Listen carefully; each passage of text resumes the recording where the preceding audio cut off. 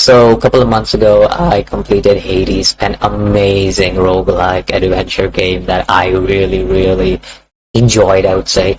And I am looking forward to do a review on this because this is one of my favorite games that I completed. I pretty much got every single thing in that game done except for a high heat run. I did promise someday I will do a high heat run. That day's still not here yet. I still want to play Hades 2, but right now I just want to talk about Hades since I completed the game a couple of months ago, and I did say I'll make a review on it. But I never came to making the review of Hades, so I finally decided it's time to make a review on Hades. So, yo, what's up everybody, it's your boy Masky again, and I'm back with another review video. It's been a while, and I just did Pillars of Eternity like maybe a few days ago. For you guys, it was like, I don't know, for you guys it'll be like just in a few days. For me, it's almost been a week since I was working on the Pillars of Eternity script and everything, and I wanted to like really work on it. Anyways, without any further ado, we are going to jump into Hades since this video is all about Hades and its review, you know. So let's start off with Hades. To begin with, just to give you a background check on Hades. Hades was developed by Supergiant Games, the creators of the beloved titles like Bastion, Transistor, and Pyre. None of which actually I've played, and I just researched it. That's about it. I did try to play Transistor, but that was on my old PC and it did not work on my old PC. So yeah. So Supergiant Game has refined its approach to storytelling, art, and gameplay, and Hades represents the culmination of those efforts, offering one of the most polished and compelling roguelike experiences out there. In Hades, you take the role of Zagreus, the rebellious son of Hades, the god of Underworld. What's your mission, you lads? To escape the Underworld, defy your father, and discover the truth about your lineage. But escaping is no easy feat, and each attempt brings you face to face with unpowerful foe, traps, and ever-watchful eyes of the gods. Personally, when I played this game, I enjoyed the shit out of it just because I could do so many different builds. But I know it's so weird timing for this, but I didn't like properly put it into this video's structure. Because I decided like the previous video where things are random, I would probably structure this video out. But I had to put this section into this video because, goddamn, I loved some of the parts of the game. For example, let's just say there was a god like Zeus, Poseidon giving you powers. You can just combo the shit out of their powers and have some of the most coolest shit out there. And I'm not even joking. Duo boons are some of the coolest boons in the game, and I love the shit out of it. My favorite weapon, I love using the punchy knuckles. I was a big fan of the punchy knuckles. Really, really enjoyed it, not even joking. Most probably my favorite weapon to go to, and will most probably be my favorite weapon in Hades up until the very end of the days. Again, I haven't played Hades 2, maybe there are better weapons than that. But again, I love the shit out of the punchy knuckles, and I love the characters in the game. Now, getting back to what I was speaking in the video, Hades draws deeply from the Greek mythology, representing characters like Zeus, Athena, and Poseidon in vibrant, stylized manner. Supergiant reimagines these figures, giving them fresh personalities and intertwining the stories with Zagreus' quest for freedom. This game isn't just some fighting game through the Underworld or some shit like that. It's about discovering the complex relationship between these gods, the protagonists, the different type of characters that you meet out there. And even some of the boss fights you have in the game. It's something really, really deeply intact to those mythological roots of the game. The narrative in Hades unfolds in a unique way, tied directly to your related escape attempts. Each time Zagreus dies and returns to the House of Hades, new dialogues and story elements are revealed. This drip feed of narrative content keeps the game story engaging and encourages players to keep pushing forward even after dozens of runs. That's what happened to me actually.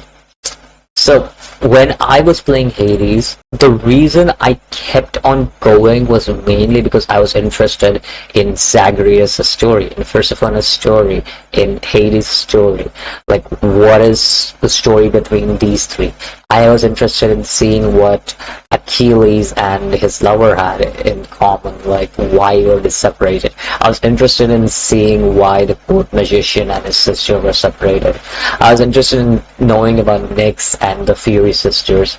Like, I really, really enjoyed the storytelling of Hades.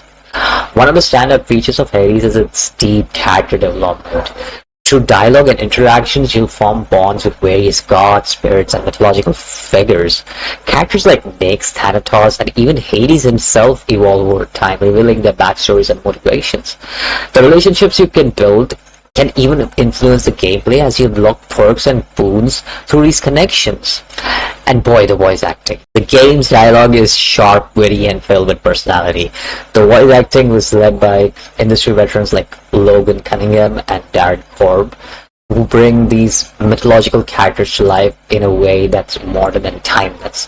Whether it's a sarcastic quip from Zagreus or a heartfelt confession from Achilles, the voice work adds an emotional depth to the experience. Like I said, story and characters in a lot of movies, anime, whatever you watch, cartoons, make those series fun. And same goes with games. Sometimes the characters are just so freaking well written and so trained, well voice acted that you start to really believe these characters and their motivations, and you start to cheer for them. That is what it feels like when I'm playing Hades. These characters are pretty well acted, and I feel like cheering for some of the characters, and I feel like shit when I lose to some of the characters. Not gonna lie. Not to mention the sexual tension between Meg and Zagreus is something else. Well, moving on, let's talk about the gameplay mechanics of this whole game. Well, Hades at its core is a fast-paced hack-and-slash roguelike. Combat is like fluid and responsive with focus on quick reflexes and strategic decision-making. You'll dash, strike, and cast your way through procedurally generated rooms filled with enemies, traps, and obstacles. The combat system is designed to be easy to pick up but difficult to master, but a high skill ceiling for those who want to perfect their runs. So basically that's what I was trying to say. I don't want to do 50 heat run yet, because that's where you need perfection, and I'm not perfect. In fact, the highest I've went to is, I believe, 15. So it challenges you to get better at the game, and well, I have other games to play, so someday I'll definitely do a 50 heat run whenever I get a chance, but not right now, for sure. Anyways, let's talk further about boons and more. A key feature of the gameplay is the boon system. As you progress to the Underworld, you'll receive gifts from Olympian gods, temporary upgrades that can drastically change your playstyle. Zeus might grant you chain lightning on a deck, while Artemis might offer critical hit chances. These boon stack interact in a unique way, and they allow for endless experimentation and replayability. Something I was speaking about earlier in the video, where I spoke about how I just loved just going with random bullshit boons. Like maybe I'll go with an Ares cost or some shit like that, and then like maybe in the normal attack I might have something like, let's say, Artemis, or maybe I'll have Zeus. I don't know. Some weird ass shit going on. I don't know. But I love experimenting in these kind of games where you're given wide range of abilities, and those abilities stack on and they interact in very unique ways that give like duo boons and shit. Really cool to me. The game also offers 6 primary weapons, each with its own unique feel and playstyle. You start with Stygius, a balanced sword, but as you progress you unlock the Eternal Spear, the Aegis Shield, the Heart-Seeking Bow, and more. And each weapon can be further customized with their different aspects, which change their properties and add another layer of depth to the combat. So, like I said, I loved playing this game because of this very reason. Like I can choose any weapon. I can go and experiment with any weapon and anything. I know it's not going to be a perfect run, but those experimentation is the reason why I love this game. Except for the Guan Yu Spear, that can go fuck itself. I hate that weapon till the very end. I really do. The Guan Yu Spear is shit, and I am never using that. I'm gonna rant about it. I don't care if you guys stop watching the video, but I'm gonna rant about the Guan Yu Spear because it takes away, well, 70% of your HP, it brings your HP down to what, 30? And even with upgraded boons and shit, it's just 50 HP.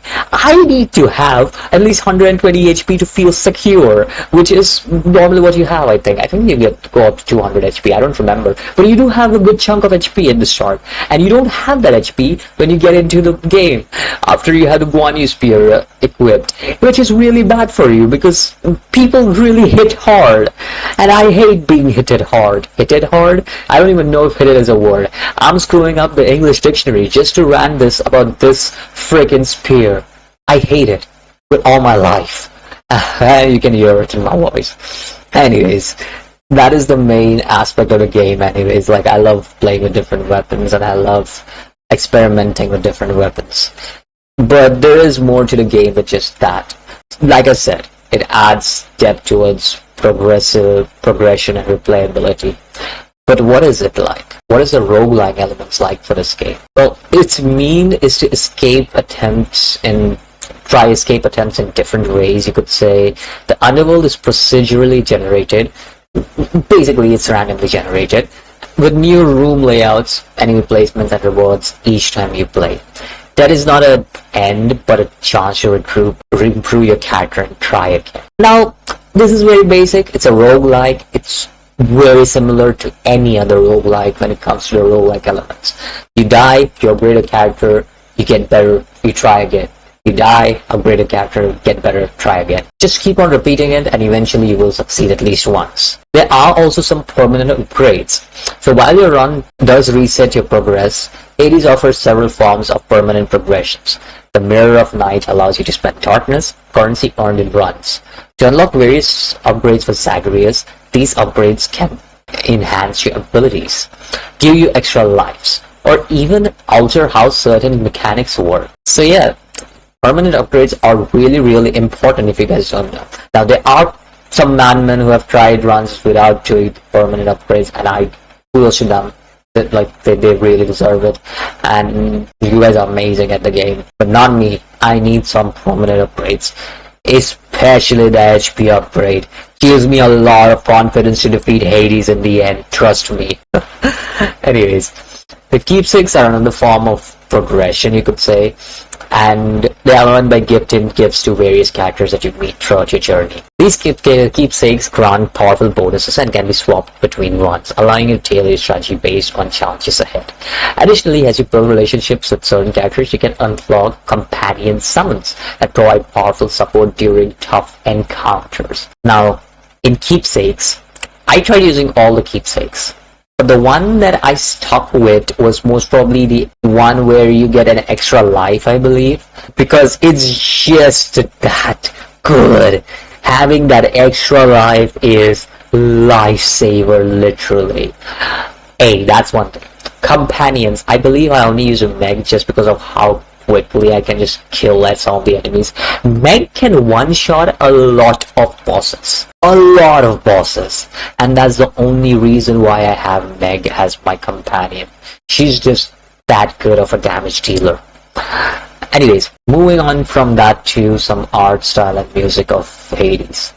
I loved the art style of Hades. It was pretty goddamn good. The art style is like a blend of hand-painted environments and beautifully animated characters, all rendered in a vibrant, colorful palette. Each area of Underworld, the Tartarus, Asphodel, Elysium, and even the Temple of Styx, has its own distinct look, and the atmosphere that it makes like every attempt feel fresh, which I really loved, because I have done a lot of attempts for Hades. I have tried over, maybe you could say 60 to 70 attempts on Hades itself. Maybe even 100, I don't know. I have tried playing Hades a lot. By a lot, I say a lot. God damn, I have tried Hades attempt a lot. To a point I actually was like, what am I doing with my life? Anyways, I love Hades and its environment. The character designs also, they're equally stunning, with each god and mythological figure given a unique name, modern interpretation, from regal, intimidating presence of Hades to the flamboyant, charismatic Dionysus. Every character is dripping with personality. I prefer Dionysus here because I love Dionysus and his personality. He's just like a cool uncle that I will never meet. Oh, my uncle's cool, so I don't have anything to say about that. So that's great. But the thing that really stuck to me even to after I have completed Hades is its soundtrack. Hades soundtrack is freaking beautiful. I love it. I love the soundtrack of Hades. It was composed by Darren Korb, and soundtrack blends elements of rock, folk, and traditional Greek music to create an epic atmospheric soundscape. There are tracks like In the Blood and Good Riddance that are not only memorable but also deeply tied to the emotional core of the game.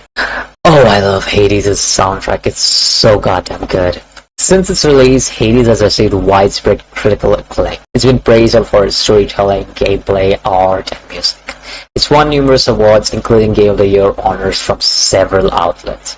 But beyond the accolades, what made Hades truly special is how it brings all the elements together into a cohesive, unforgettable experience. Even years after its release, Hades remains a beloved game for many. Its combination of challenging gameplay, engaging story, and rich mythological setting keeps players coming back time and time again. Whether you're a fan of roguelikes or just looking for a game with heart, Hades is a must-play. So whether you're a seasoned veteran of Underworld or someone who's never picked up Spear, Hades offers an adventure that's both timeless and endlessly playable.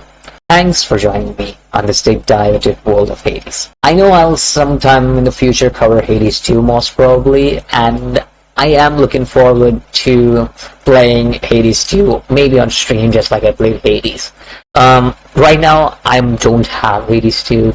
Right now, I'm kind of in a peril of money, so I'm trying to like play games without like kind of cheap and not like expensive, and also are kind of like decent.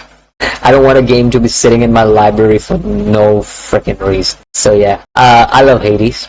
Someday, hopefully, I get to play Hades too. But this is a game, it's a must-try for anybody if you guys want it. I'll see you guys in the next video, which, I don't know which review I'll do next. I am planning to do an anime review as well, so that'll be up in a few days hopefully. And I also try to do a next video game review, most probably Persona 4. I know there is a New Game Plus going on, but I've already completed Persona 4, so it only feels right that I also review Persona 4. There's a bunch of games that I completed but I never reviewed, so I think it is the right thing to do, and I think it is the right way to go to. Hopefully you guys enjoyed this video. I'll see you guys in the next video. Until then, peace out, boys.